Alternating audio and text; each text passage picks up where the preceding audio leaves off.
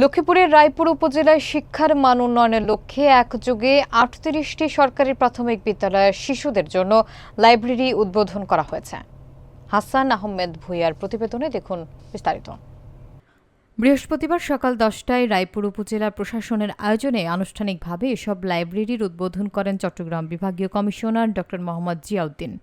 উদ্বোধনী অনুষ্ঠানে উপস্থিত ছিলেন রায়পুর উপজেলা নির্বাহী কর্মকর্তা মোহাম্মদ ইমরান খান, উপজেলা প্রাথমিক শিক্ষা কর্মকর্তা মোহাম্মদ মইনুল ইসলাম, উপজেলা প্রকৌশলী সুমন মুন্সি, উপজেলা প্রাথমিক সহকারী শিক্ষা অফিসার হাবিবুর রহমান, বিভিন্ন বিদ্যালয়ের প্রধান শিক্ষক, অভিভাবক, শিক্ষার্থী সহ স্থানীয় গণ্যমান্য ব্যক্তিবর্গ। এছাড়াও প্রিন্ট ও ইলেকট্রনিক মিডিয়ার সাংবাদিকরাও অনুষ্ঠানে অংশ নেন। উপজেলা নির্বাহী কর্মকর্তা মোহাম্মদ ইমরান খান জানান, প্রতিটি প্রাথমিক বিদ্যালয়ে উপযোগী গল্প, ছড়া, জীবনী, বিজ্ঞান ও নৈতিক শিক্ষা বিষয়ক ১০৫টি বই সরবরাহ করা হয়েছে। শিশুদের মানসিক বিকাশ, পাঠাভ্যাস গঠন এবং শিক্ষার গুণগত মান উন্নয়নে এ উদ্যোগ গুরুত্বপূর্ণ ভূমিকা রাখবে।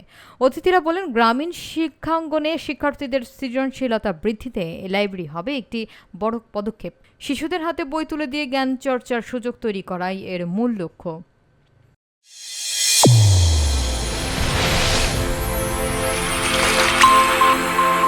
চ্যানেল A1 হৃদয়ের স্পন্দন।